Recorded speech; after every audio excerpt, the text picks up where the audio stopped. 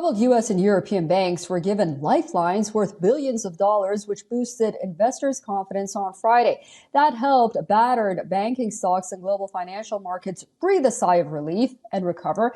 Investors are still worried about whether or not a global financial crisis has been completely avoided or not. On Thursday, large U.S. banks swooped in and deposited $30 billion into the troubled First Republic Bank.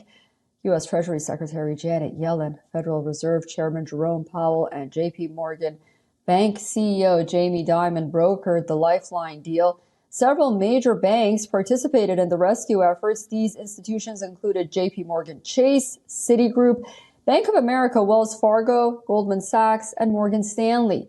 This prevented the lender from falling into a deep crisis last week as a result of the failure of two other mid-size U.S. banks.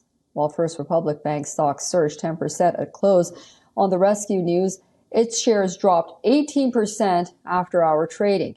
That fall came after the U.S. bank said it would stop paying a dividend. The collapse of three U.S. banks last week saw the U.S. lender's share really go down. The stock price on First Bank has plunged almost 70% in the last 9 trading seasons and sessions. Even after the liquidity injection, late disclosures about First Republic's cash position surprised investors. The support, though, has prevented an imminent collapse. The bailout of the U.S. bank comes on the heels of news that Credit Suisse secured a central bank loan of about $54 billion. For now, concerns of a worldwide banking crisis were somewhat averted by lifelines from regulators and other banks. After Wall Street's relief surge overnight, Asian stocks opened broadly in the green. The troubles of the 167-year-old Swiss bank and the United States banks had raised serious questions about financial stability. But global policymakers have emphasized that things are different now compared to the 2008 financial crisis. They believe that back then, the world's banking system was on the verge of collapsing due to a lack of capital. Fears of a risk of contagion from the collapse of U.S. banks touted as the 3 S's push U.S. regulators to step in to assure investors that their deposits were safe.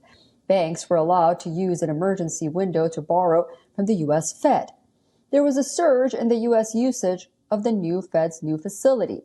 Bank borrowed over $160 billion from the Fed in the most recent week.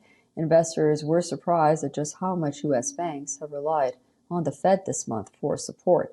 Experts also say multi-billion-dollar bailouts could help incentivize risky behavior and help foster a, quote, too big to fail mentality.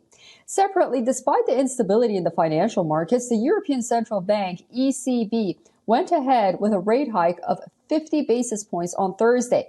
The ECB said that banks in the Eurozone were strong and that higher interest rates would make their margins stronger.